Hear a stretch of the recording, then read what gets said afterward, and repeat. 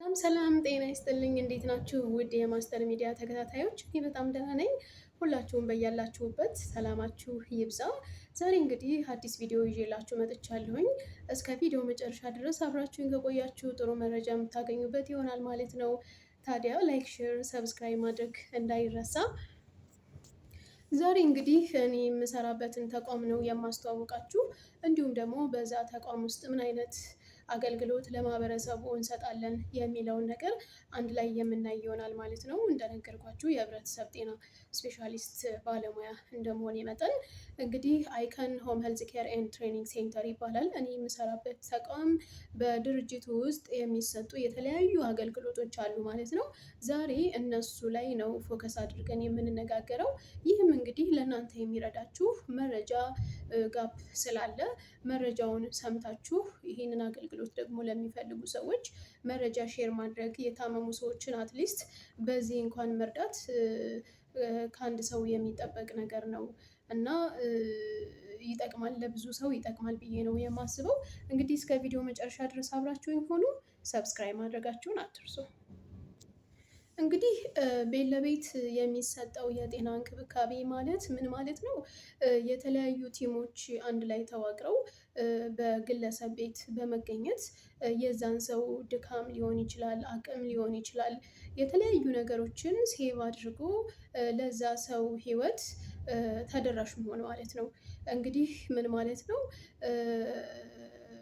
የተለያዩ ጤና ባለሙያዎች አሉ በውስጡ፣ ነርሶች አሉ፣ ሀኪሞች አሉ፣ ፊዚዮቴራፒስቶች አሉ፣ ኒውትሪሽኒስቶች አሉ፣ እንዲሁም ደግሞ የላብራቶሪም አገልግሎት አለ ማለት ነው።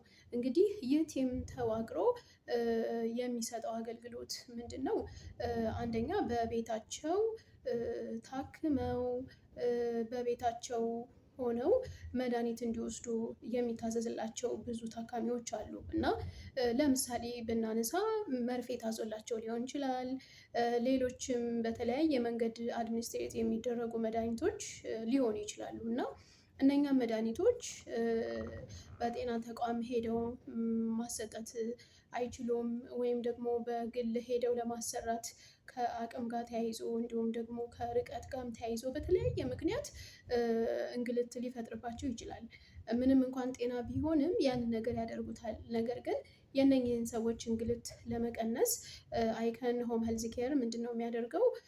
በቤታቸው ባለሙያ ሄዶ በሀኪም የታዘዘውን ወረቀት በማየት ፕሪስክሪፕሽን ፔፐር በማየት የታዘዘውን መድሃኒት ለታካሚው መስጠት ነው የሚሆነው ማለት ነው የመጀመሪያው ስራ።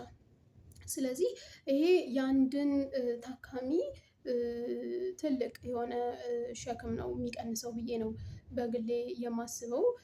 ሌላኛውና ሁለተኛው በተቋሙ የሚሰጠው እንግዲህ አሁንም ሰርቪስ እንደመሆኑ መጠን በተለያየ ምክንያት ሊሆን ይችላል። ለምሳሌ ክሮኒክ ዲዚዞች በመኖራቸው ምክንያት ሊሆን ይችላል።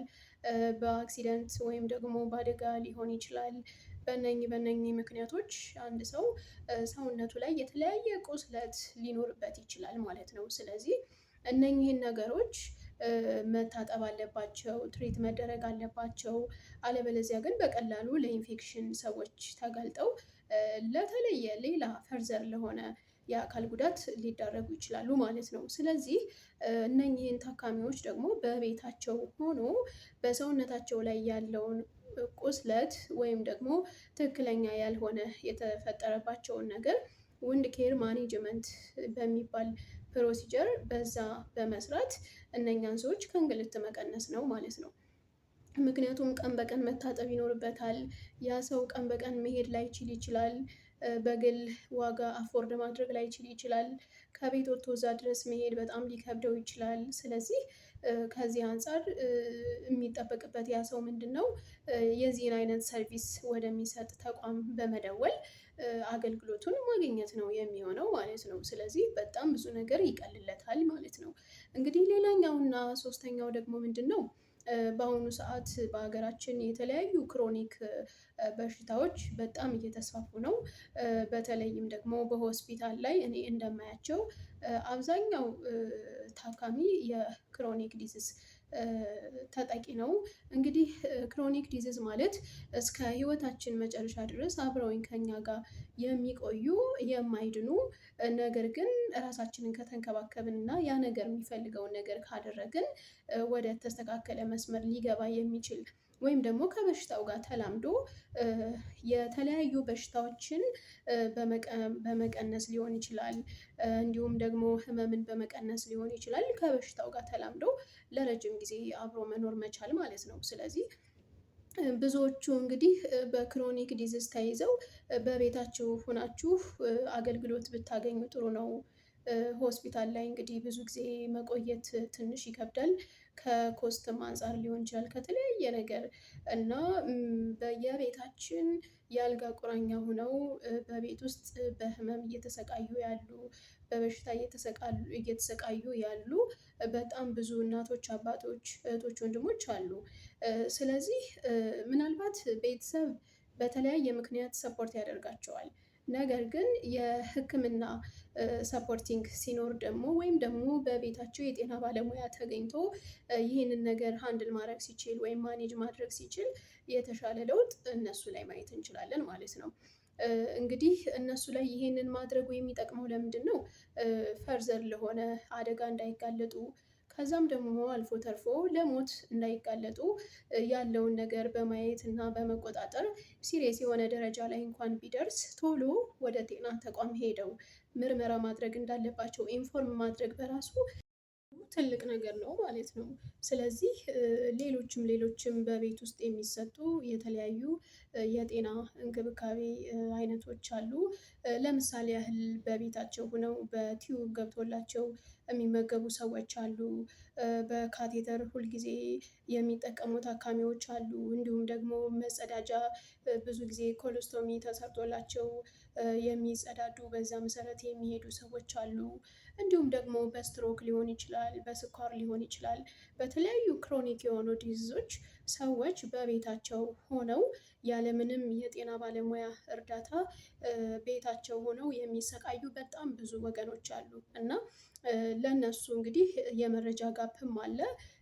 ይህንን መረጃ ስትሰሙ መረጃውን ሼር ማድረግ በተለይ ደግሞ ይህንን ቪዲዮ ላይክ ብታደርጉት በጣም ለብዙ ሰዎች ተደራሽ የመሆን እድል ይኖረዋል ማለት ነው። እንግዲህ ሁላችንም ለእኛ ባንፈልገውም ቤተሰብ ሊኖረን ይችላል፣ ጎረቤት፣ ዘመድ አዝማድ የምናውቃቸው ሰዎች ሊኖሩ ይችላሉ ማለት ነው። ስለዚህ የዚህን አይነት አገልግሎት ያገኛሉ ማለት ነው። በቤታቸው ሆነው እንግዲህ ብዙ ጊዜ አሁን ላይ ሁላችሁም እንደምትረዱት በሆስፒታል ሆኖ እንክብካቤ ማግኘት ወይም ደግሞ የሚፈለገውን የጤና ህክምና ማግኘት ከዋጋም አንፃር ካለንበት የኑሮ ሁኔታም አንፃር አስቸጋሪ እየሆነ መጥቷል። ብዙ ጊዜ በምሰራበት ቦታ ሰዎች ህክምናውን ጀምረውት ነገር ግን ኮስቱን አፎርድ ማድረግ ባለመቻላቸው ምክንያት ህክምናውን አቋርጠው የሚወጡ በጣም ብዙ ሰዎች አሉ። እና ለነዚህ ሰዎች በቤታቸው ሆነው ይህንን አይነት ሰርቪስ እንዳለ ቢያውቁ በጣም እንረዳቸዋለን እነሱም ደግሞ ተጠቃሚ ይሆናሉ ማለት ነው። ስለዚህ ይህንን መረጃ ስታደርሱ በዌብሳይታችን www.iconhomehealthcare.com በሚለው ገብታችሁ ዌብሳይታችንን መጎብኘት እንዲሁም ደግሞ በ0972729943 ብትደውሉልን ማግኘት እንችላለን ማለት ነው። ማግኘት ትችላላችሁ እኛንም። ስለዚህ የዚህ አይነት መረጃ ጋፕ ሀገራችን ላይ በጣም ብዙ አለ። በውጭው ዓለም የሆም ኬር አገልግሎት በጣም የተለመደ ነው። ነገር ግን እኛ ጋር እጅግ በጣም ይቀረዋል። ገና ብዙ ሰዎች ላይ ተደራሽ ያልሆነ የግልጋሎት አይነት ነው ማለት ነው። ስለዚህ እንግዲህ ዛሬ እኔ በዩቲዩብ ቻናሌ ይህንን መረጃ ማስተላለፍ የፈለኩበት ዋነኛው ምክንያት ምንድነው? በምሰራበት ቦታ እንኳን ባጋጠመኝ ሁኔታ በጣም ብዙ ሰዎች የዚህ መረጃ እጥረት እንዳለባቸው ነው የተረዳሁት። እና አብዛኞቹ ማድረግ እየቻሉ በስራ ውጥረት ምክንያት ሊሆን ይችላል ወይም ደግሞ ያንን ሰው ሰፖርት ለማድረግ ከአቅም ከጉልበት ጋር ማነስ ተያይዞ ሊሆን ይችላል ማለት ነው። ያንን ነገር ሳያደርጉላቸው ቀርተው ብዙ ሰዎች በጣም ለህመም ሲጋለጡ ለፈርዘር ለሆነ ኮምፕሊኬሽን ሲጋለጡ አልፎም ተርፎ ደግሞ ለሞት ሲጋለጡ ይታያል። እና እንግዲህ ይህንን መረጃ ሁላችሁም ይህንን ቪዲዮ ያያችሁ በሙሉ ላይክ አድርጉ። እንዲሁም ደግሞ ለቻናሌ አዲስ የሆናችሁ ሰብስክራይብ አድርጋችሁ ቤተሰብ ሁኑ። ሁልጊዜ እንግዲህ አዳዲስ መረጃዎችን ወደ እናንተ አደርሳለሁ ማለት ነው። ትጠቀሙበታላችሁ ብዬ ነው የማስበው። ብዙ ጊዜ ካለኝ ሰዓት ቀንሼ ለእናንተ ምን ሊጠቅማችሁ ይችላል፣ ምን አይነት ቁም ነገር ትምህርታዊ የሆነ ነገር ልታገኙበት ትችላላችሁ የሚለውን አስቤ አውጥቼ አውርጄ ነው ወደ እናንተ የማመጣው እና እናንተ ደግሞ ሰብስክራይብ በማድረግ ላይክ፣ ሼር በማድረግ ቻናሉን እናሳድገው፣ ለብዙ ሰዎች ተደራሽ እንዲሆን እናድርገው ማለት ነው። እንግዲህ ለዛሬ ይዤላችሁ የመጣሁት ይሄንን ይመስላል። አብራችሁን ስለቆያችሁ በጣም አመሰግናለሁኝ። በቀጣይ በሌላ ቪዲዮ እስከምንገናኝ ድረስ ቸርን ሰንብት ባይ